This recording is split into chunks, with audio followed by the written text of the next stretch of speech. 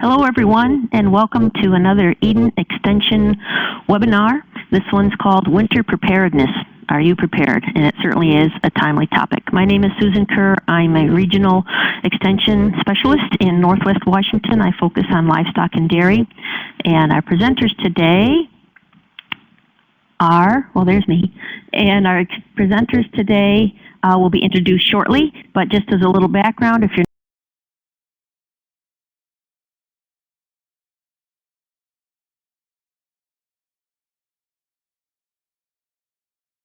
box to the left of that arrow. And up here are hand gestures that you can use if you have a question, or there's some emoticons there. You can use those as needed. And we will be using some polls throughout this webinar, and they're self-explanatory, and they seem to be, all of them be able to use multiple responses, so fill in as many boxes as apply. And this webcast will be archived at the URL shown there. Here's our presenters. Alan Ladd is with Iowa State University. Whether teaching young people about plants or presenting information about new laws to precinct election officials, Alan enjoys working with people. He's the Regional Extension Educator Director in a 7-county area of southwest Iowa. And he works with county extension councils to determine and implement issue-based approaches to deliver ISU extension programs and resources. And he will be our second presenter today.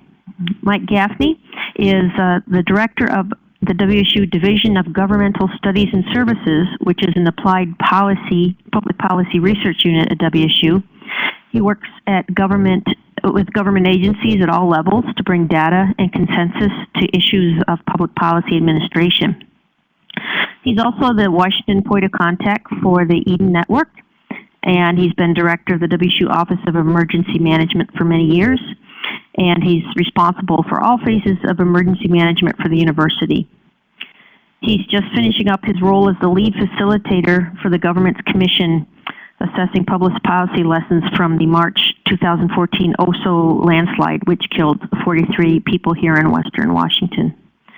Finally, Mike also serves as executive director of the Washington State Institute for Criminal Justice and a senior instructor for the Law Enforcement Mountain Operations Schools, which provides training on winter operations and survival for U.S. and Canadian officers who operate on the U.S.-Canadian border. And here's Mike's preferred photo for that service.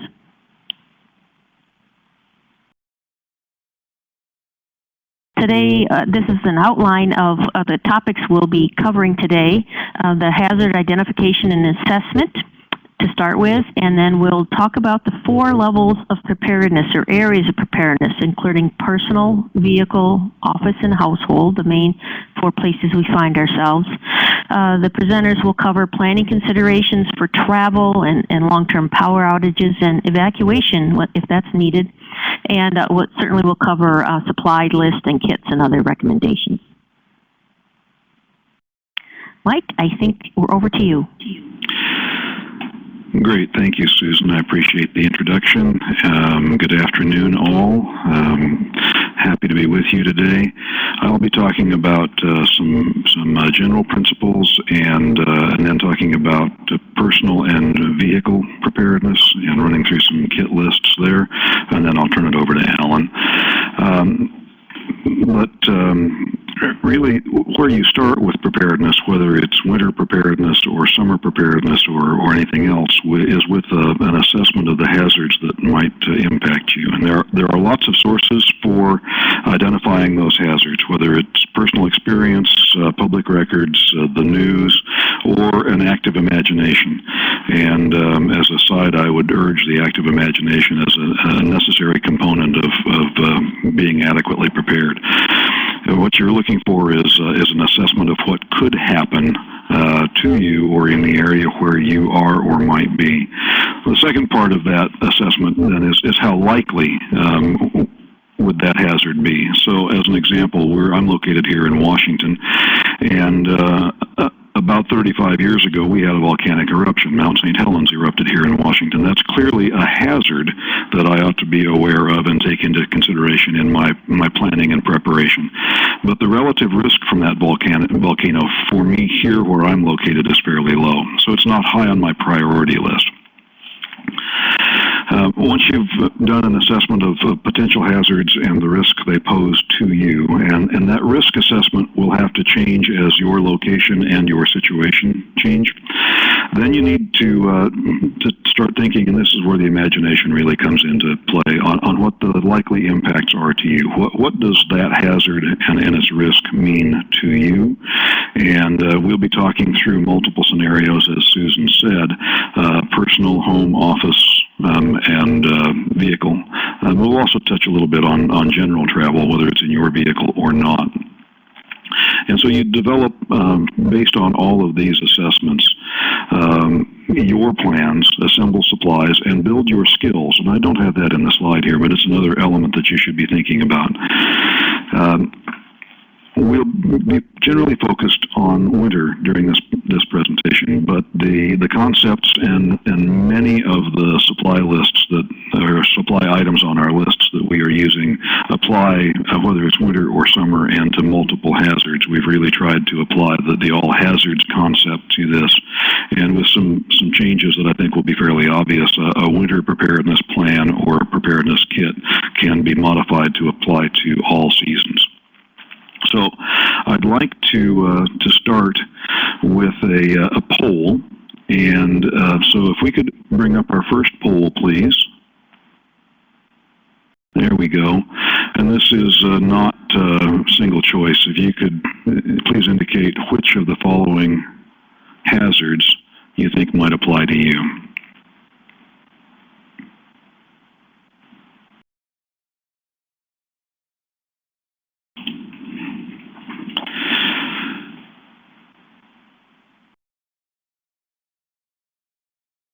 Great. I believe there are 15 participants in the webinar. There we go. We have 100% on winter storm, which is not surprising given the topic of this webinar. But this is pretty standard. Not every hazard applies to everyone everywhere, and they apply at different rates. If we could close that poll now, that would be great. Thank you.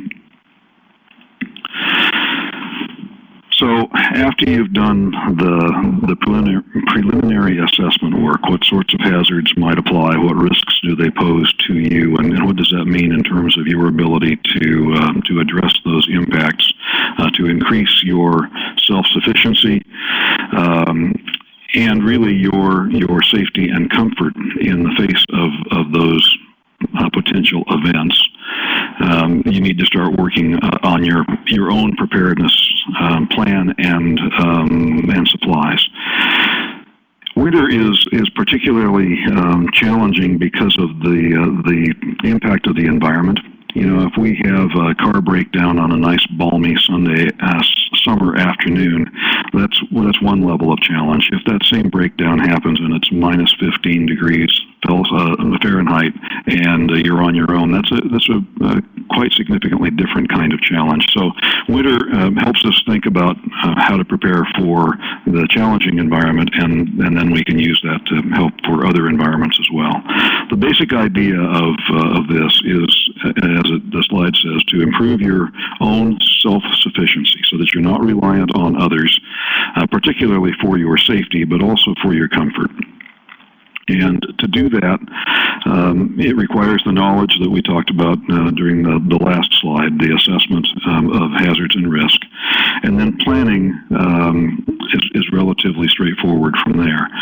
When it's a risk that we know will impact, you know, when we have the absolute certainty that something is going to happen, planning is pretty straightforward. Where we run into difficulties is when we have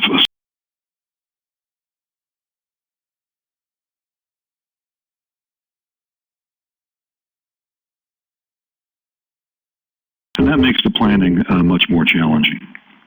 So what we're advocating is multi-layered planning and preparation protocol or process that helps you deal with the unexpected. Dealing with the expected ought to be fairly straightforward. Dealing with the unexpected requires more thought and more effort. And we organize that in terms of multiple levels of preparedness. What you should be concerned about first, what's most important, and then what flows from there. And in winter,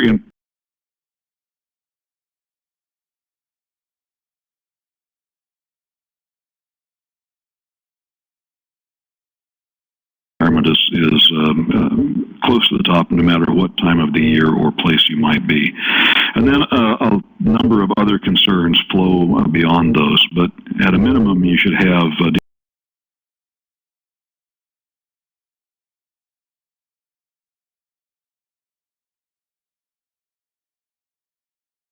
navigation. If you need to go somewhere else, do you know how to get there? Do you know how to get there without a cell phone or Google Map? Safety, and that might be. Are you in a neighborhood that is challenged? Might be other concerns. Communication.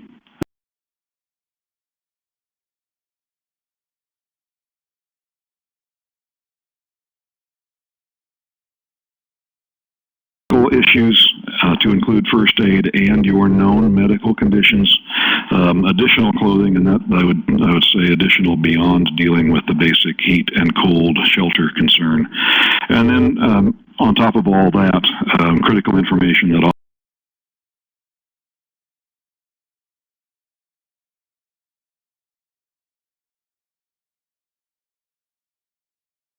of this needs to be individually tailored for you because the needs you have are dependent on your situation, the environment in which you find yourself, and your own skill set. And the planning process is designed to help you identify those individual factors that should influence your planning and preparedness. But all of this should be based on your best assessment of identified hazards.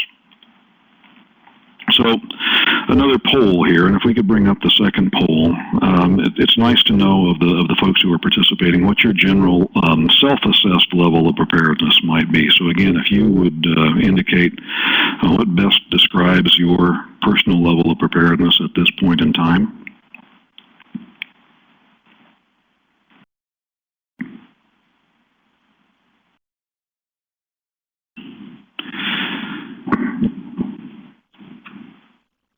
And again, this is the only sense in which these poll responses are unusual is that we actually have slightly more than half of the folks saying they have a basic vehicle preparedness kit, and the national experience is much lower than that.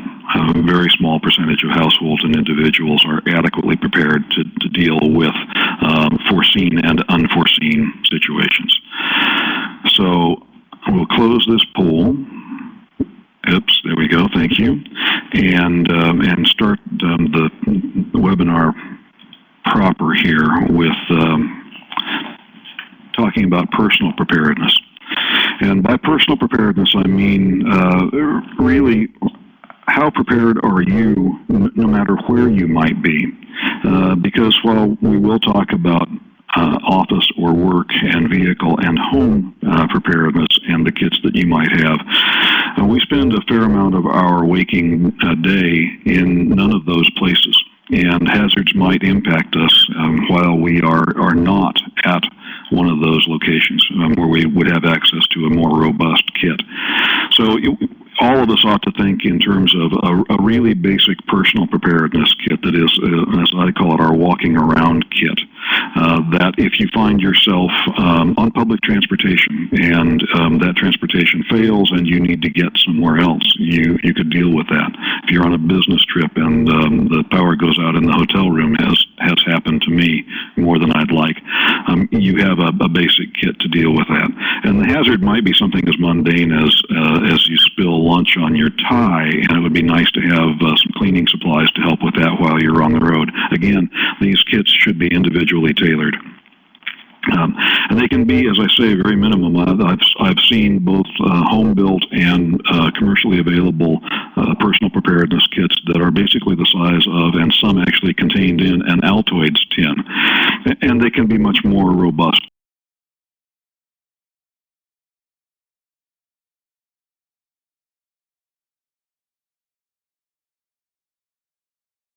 That apply to you. But examples might be, what if if the fire alarm goes off in your building and you have to evacuate? Well, hopefully you grab your office kit and take it with you. But what happens if the fire alarm goes off in your hotel and you can't go back? What if you're in a situation where the building you're in is in a lockdown and you have to stay for a number of hours?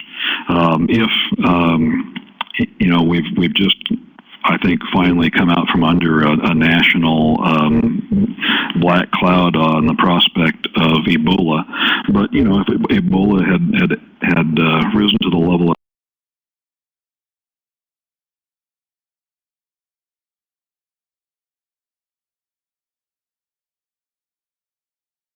as a road closure that requires you to think or adapt. All of that ought to be taken into account when you're building your basic personal list. And the list ought to also include, well, what if I stay where I am, or what if I really need to get back to somewhere else, whether that's the office or home? How might I go about doing that? And so we put together some examples of the sorts of things that you might think about keeping in a personal kit. Again, entirely dependent on your situation and your calculation of risks, as well as your skills. High on the list is a cell phone charger so that you can keep communicating. Water and food, and that might just be a bottle.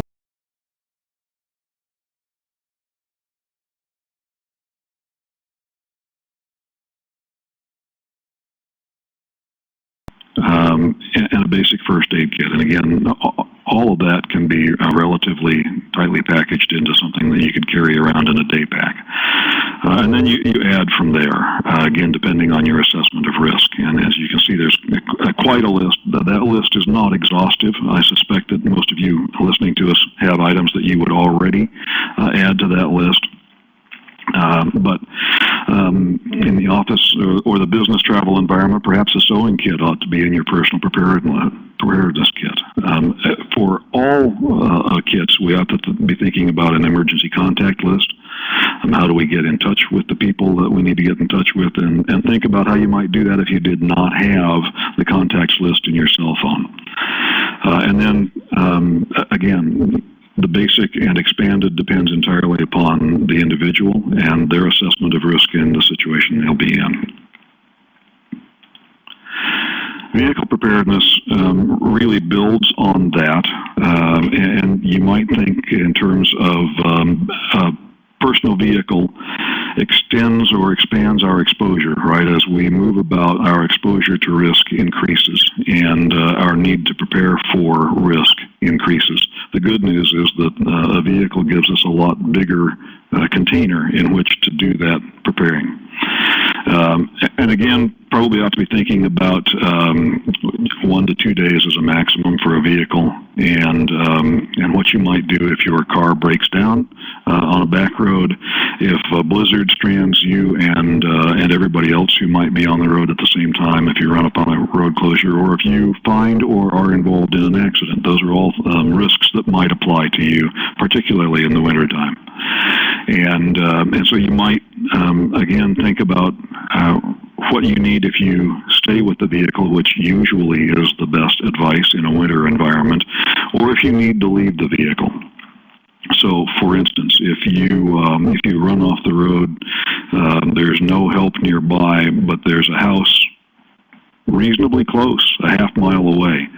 It might be nice to have walking shoes rather than flip-flops or high heels if you opt to leave the vehicle as part of your response. You ought to think about all of those things in advance. So into that larger container, the vehicle that we have the advantage of now, you might think about adding more of the elements that we talked about as possibilities for a personal preparedness kit, and some that are particularly germane to the vehicle environment. So, for instance, and it looks like we may have cut off the bottom row on this, You might want a tow rope. You might want flares. You might want a can of fixed flat or something similar to deal with a flat tire. But you should also have basic supplies and materials to survive. Maybe spending a night in your car in a winter environment until somebody comes along to rescue you. And it would be nice if when they got there, you were comfortable and safe. And this list is calculated to help you get there. So in that environment, a space blanket or a sleeping bag, more water, more food, hand warmers, even a small candle if you're careful about not creating too much carbon monoxide or dioxide in the car can help. Change of clothes, extra socks, hat, gloves, raincoat, all of that. Again, medication. Many of us have had the experience of being stuck somewhere without our morning medication because of a change in travel. Spare glasses or contacts, something to keep you or the people you are with occupied, cards or book or games for kids. My grandfather told me that an essential component for a survival kit for somebody who spent a lot of times in the wilderness was a deck of cards, because if you got lost, you could sit down, start playing solitaire with yourself, and very shortly some officious type would be leaning over your shoulder telling you to put the red queen on the black king, and you would thus no longer be lost. But the idea is that you ought to have something to distract you, and especially young people if they are with you, for the duration of the event. And again, other ideas that might be added, Virginia White says a crank flashlight, and they make crank radio flashlight combinations, and if that radio is a NOAA weather radio, then you've got a great addition to a vehicle kit. And again, this is all personally tailored to deal with your situation, your skills, and the environment in which you might find yourself. And with that, I believe it is time for me to hand over the microphone to Alan to start talking about work and home preparedness. Alan, all yours. Thank you, Mike. Good afternoon, everyone. I think a lot of the points that we've covered will expand into the things that I'm going to talk about too. And as I think through this, I've been in a number of locations throughout my career, and currently am housed at a research farm on a gravel road about 1.5 miles to 2 miles from the nearest highway. And because of the rolling terrain, we do have days that we cannot get to the office because the roads are blocked due to snow. And it may not be bad on the highway, but I can't physically get to my office. And so one of those things that we think about is, okay, what if I got stranded at my office, and what would we be thinking about as far as looking at opportunities for hazards there, and obviously electricity in a remote location, some food. It's one of those things, even the Swans man finds us, and so we would start trying to raid the refrigerator and freezer for those kinds of things. But as you look at some of those examples, the evacuation, lockdown, essential effort, quarantine, also our office serves, because of our handicapped accessibility, serves as a polling place during elections for the local county. And so this last summer, we had a tornado warning, and they were very concerned because they could not leave their post of being a polling place. And so the NOAA weather radio was very, very appropriate for them to listen to and be able to try and figure out where to shelter in case a tornado came through. And so as we think about that for winter preparedness, again, a basic office list, a get-home kit list, and then also the calling tree or contact tree for staff members, other volunteers that may be associated with programming and so forth, or just general things like that.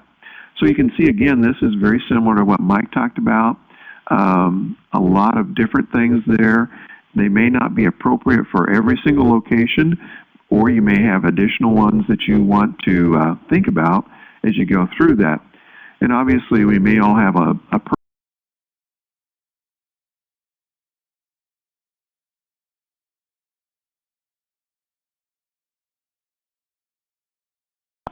grooming, personal hygiene. But here's a little more expanded list, and obviously some things to think about as we go through this type of winter preparedness. And hopefully we won't be there more than a few hours. And another thing would be, if we, at all possible, we try to close the office prior to getting stuck. The region that I'm in, we cover about 125 miles from tip to toe. And a lot of times the northern county is experiencing severe weather, and our southern county that we have might still be in the sunshine and balmy weather. And so it can change very quickly.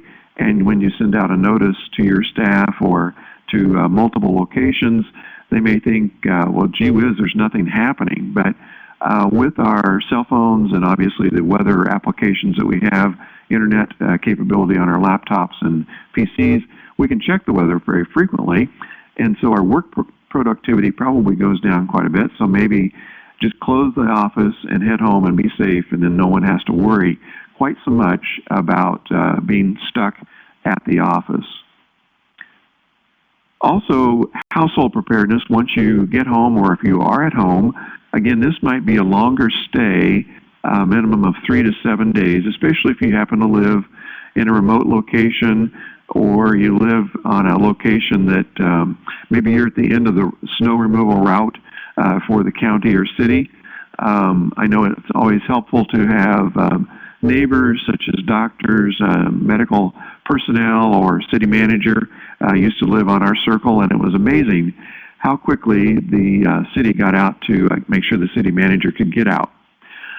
Examples, again, storm, flooding, shelter in place, and of course, one of the biggest things we think about household is getting everybody from our family, especially children that may be of driving age, making sure that they're home safe or sheltered in place at a friend's house or wherever.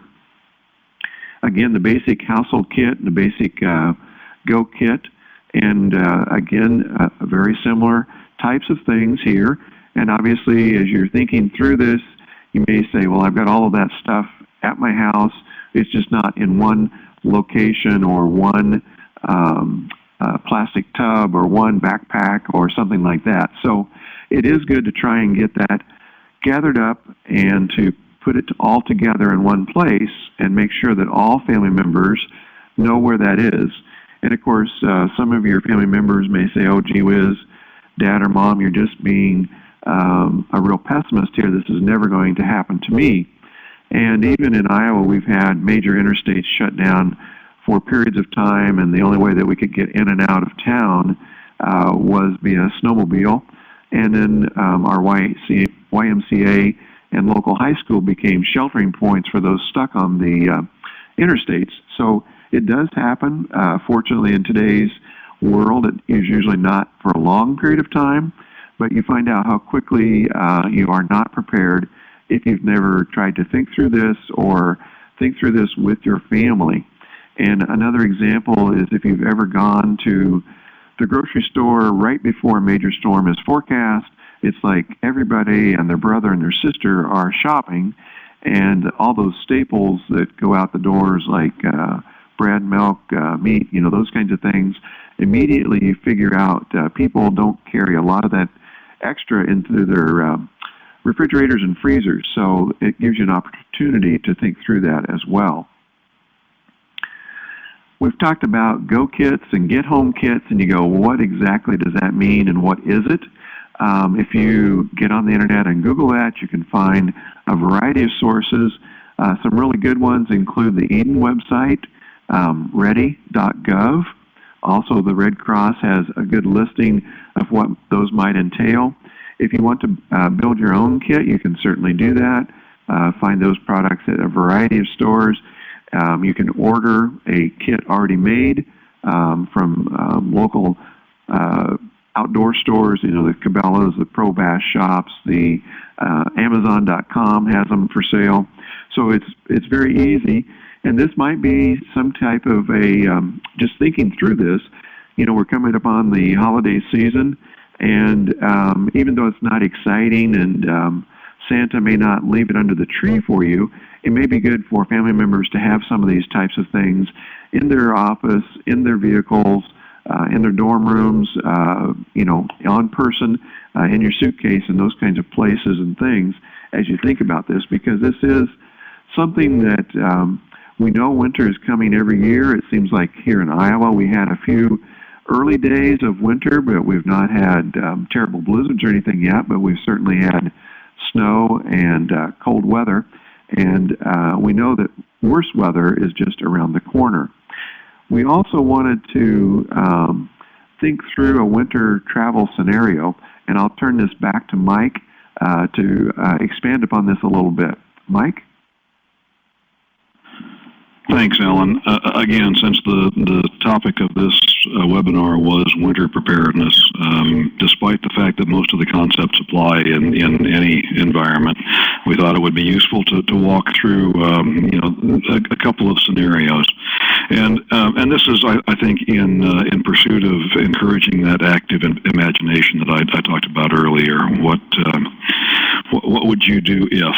And so, if we picked a possible hazard, I work in eastern Washington and live in North Idaho, and so it doesn't take me very long to get off the beaten path. And so my scenario in preparing for a winter event is okay. What happens if I have a breakdown or a slide off or an accident on one of these relatively remote roads where I may not have cell coverage, and I may be quite away from help. That increases the need to think about self-sufficiency and the extent to which I need to plan and equip myself to deal with the environment that I find myself in, if that's the case. And again, I would need to think during the event very deliberately about whether to stay with the vehicle or to try to walk out if that was an option. As you saw in the comment column up here, while the general advice is to stay with your car and wait for somebody to come get you, there are notable examples where that has been a poor decision. Susan Kerr identified correctly that some people died in their cars during the Buffalo blizzard. There are a number of fairly notorious events here on the west side of the country where people have gotten stranded and waited too long for help with negative consequences. So, what does that mean in terms of my preparedness at a personal and a vehicle level as I travel about?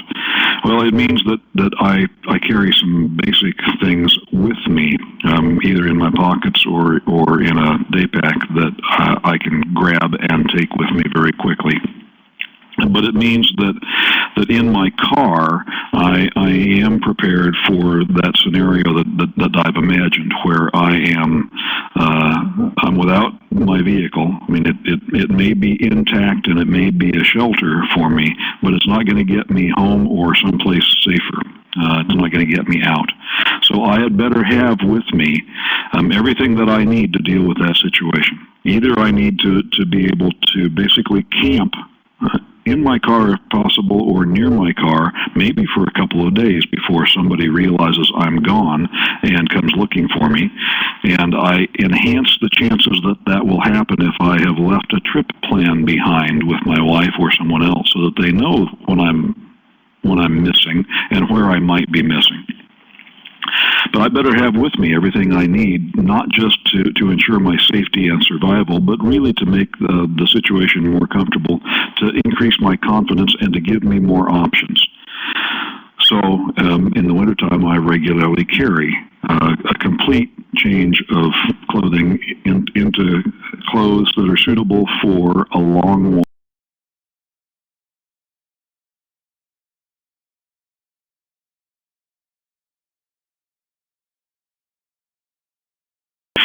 The standard really is, in any situation, if you're talking about preparing food, drinking water, and basic personal hygiene, 1 gallon per person per day. And while you might be able to forego some of the basic hygiene if you're just stranded on a mountain road overnight, again, the more you carry, the more comfortable you're going to be. And so I try to pack for both possible decisions in the event of a stranding on a back road. Do I stay or do I try to walk out? And I'd better have in the car with me, matched to my skill set, and your skill sets may be different, matched to my skill set, all of the supplies and equipment that I need to make either one of those a viable option. Otherwise, I've reduced my ability to react favorably to the event when it happens.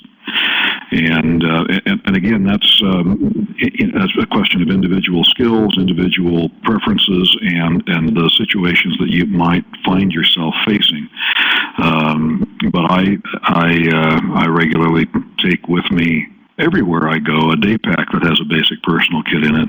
But I have a separate larger pack in my car, and I have other items sort of permanently located in the car. All of the basic car tools that you might imagine, flares, tow rope, jumper cables, those sorts of things, fix-a-flat.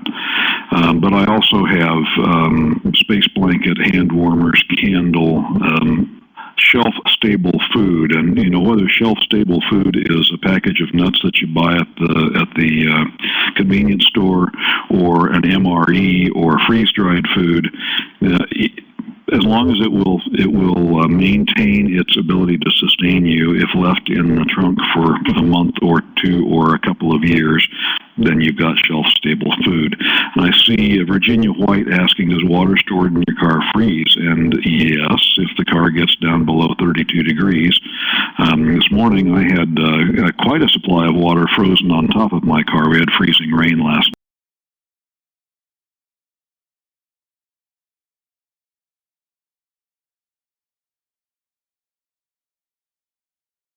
water with you when you get in the car for your trip, then you need to have some mechanism for thawing that water, or heaven forbid melting snow, to deal with the hydration, which is one of our top 3 issues in any survival situation.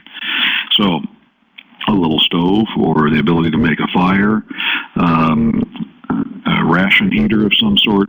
Again, there are lots of things that you can do to prepare yourself for that situation. And again, Virginia, clearly you've got the active imagination. Okay, great. Mike's in a snowdrift 15 miles from the nearest town. Cell phone coverage doesn't work. He's got a gallon of water, but it's frozen solid. What good does that do him? And so there are a couple of answers to that situation. One, when I start on the trip, I bring water with me that remains liquid because the car stays above freezing, or I have in the car the ability to melt that ice and make it into water again. That's the sort of preparedness scenario thinking that I go through, and I have a basic scenario which informs things that I leave in the car all the time during the winter, and then I adjust that level of preparedness when I'm going on a trip. So I might add, and generally I don't subtract, but I might add other items to the list to increase my safety and my comfort, and to deal with new or different assessment of risks. Susan Kerr says snow is okay, but it reduces internal body temperature and can contribute to hypothermia. Yeah, you don't melt it in your mouth, Susan. That's exactly right. You need to melt it in a container of some sort, turn it into water, and then drink it. That question of vehicle preparedness then translates to my office. Now I'm on a college campus, and there are a relative number of supplies around, but I also have a lot of competition for those supplies. And as Alan said, the shelves will get bare in a hurry if everybody figures out that they need things at the same time. So in my office, I have the same sorts of things that I just talked about. Could I lock my office door and survive for a day on food and water I have in my office? Yes. Does that increase my comfort level in being able to deal with any anticipated crisis or event that happens on campus? Yes, and that's the essential lesson. Home preparedness is more robust yet. Again, the likelihood that I might have to deal with a more serious situation over a longer duration is probably higher at home, and my packing container, right, for all my supplies is considerably bigger. So I'm not shy about having not 1 but 2 weeks worth of shelf-stable foods that we could use if the grocery stores are swamped before we can get to them. That 1 gallon per person per day of water is on my list for at least a week. And then all of the other stuff that I have at home can be pressed into service. A big challenge for many people is how do you keep your home warm if the electricity is out? I'm in one of those houses. I have a fireplace.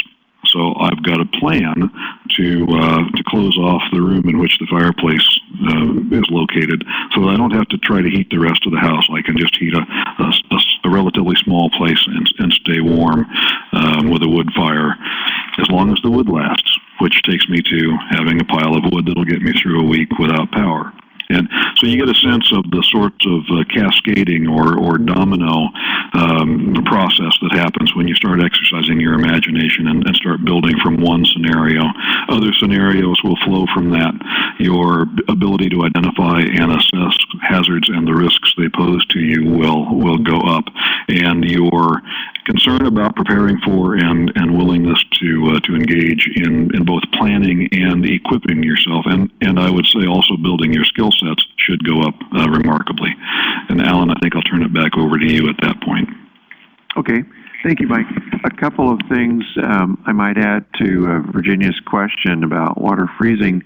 Again, it will vary, and of course, if you've been in areas where you have a can of pop or soda pop, why it will go ahead and freeze and burst. Now, one thing that you can do with the water in a container is, whether it's a gallon jug or a regular water bottle, would be to open it or not fill it completely full so that it doesn't burst, but at least allows some expansion as it becomes ice.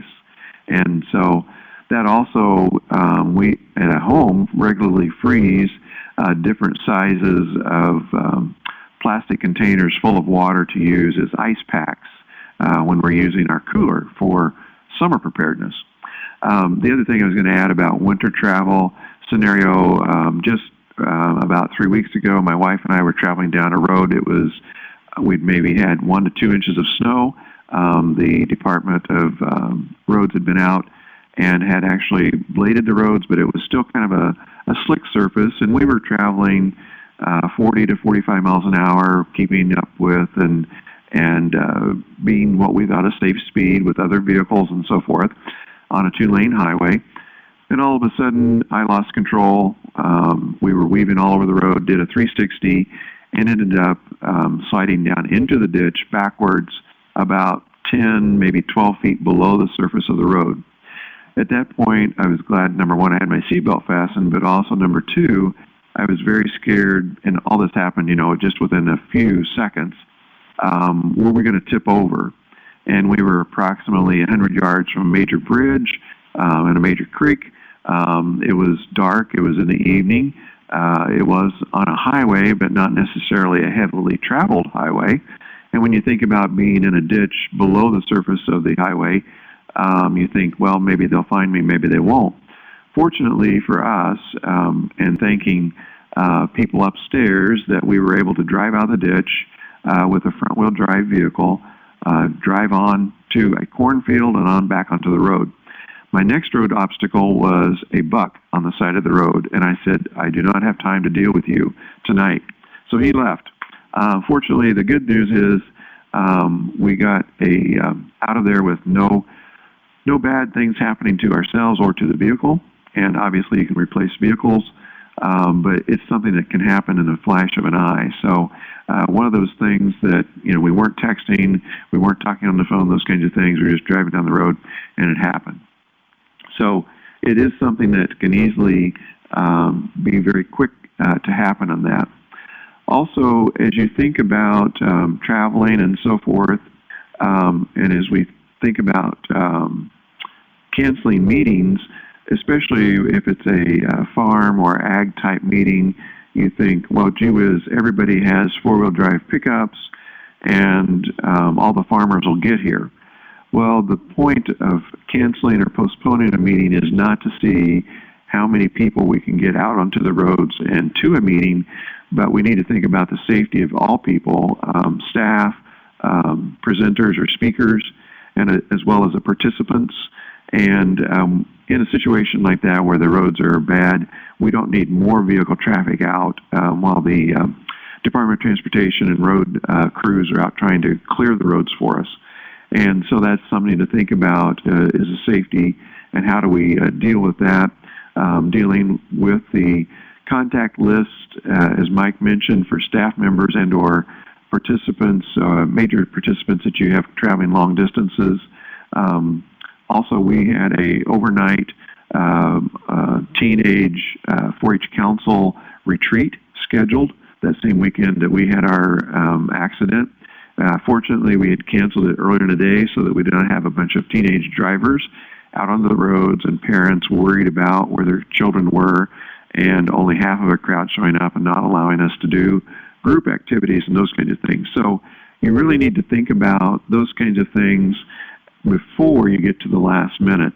Talk it over with staff members, with speakers that you have, and so forth, so that you know what your options are and that you don't have to make a hasty decision and make the wrong decision as you go through that.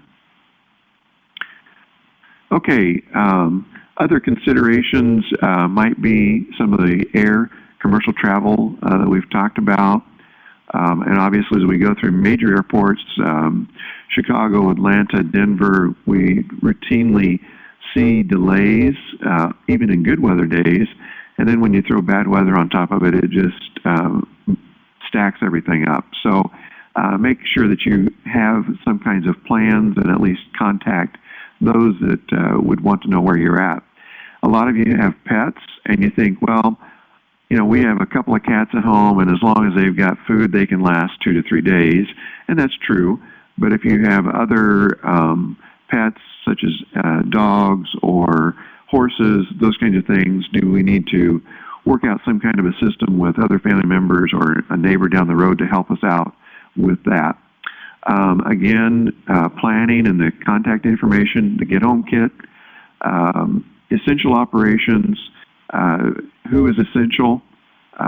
Is anybody really have to be on staff, or can you work from home for a day or two, and those kinds of things. So that's all things that you need to work through within your organization.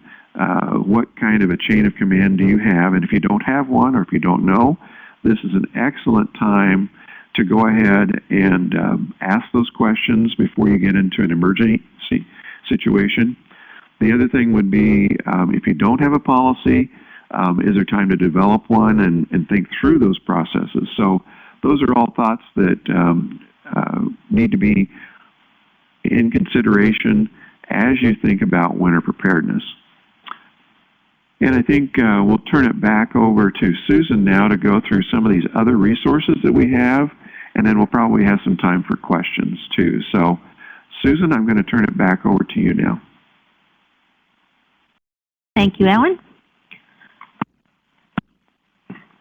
And as the slide is showing, there are several other sources of information on this topic. I think we have some live links here.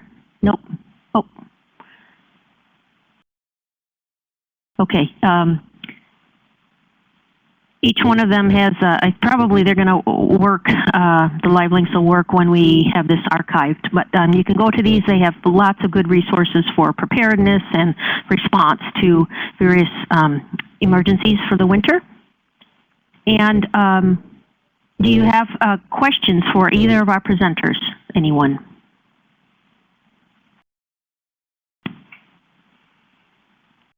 Oh, Jerry mentioned that there is a handout for this presentation, and it can be accessed at the site that's there in the chat pod. Some questions for anyone? I had a question about making arrangements with neighbors that do have wood heat, and I think that's something to talk about ahead of time with a neighbor. That would you be willing to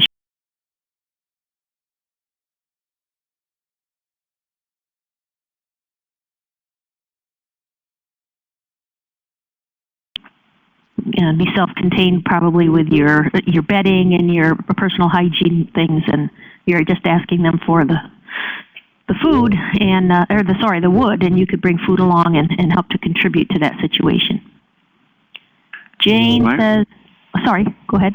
You might want to go sweeten the pot first before you ask by taking over some home baked goods as you prepare to ask the question, and then they can't turn you down.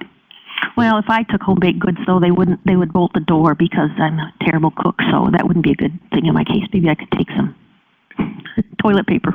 But Jane Ryan says, how often do you update your kit for first aid supplies? Mike is saying he updates seasonally. We have a kit here at work, and we do need to go through it and refresh the batteries and check the expiration dates on things.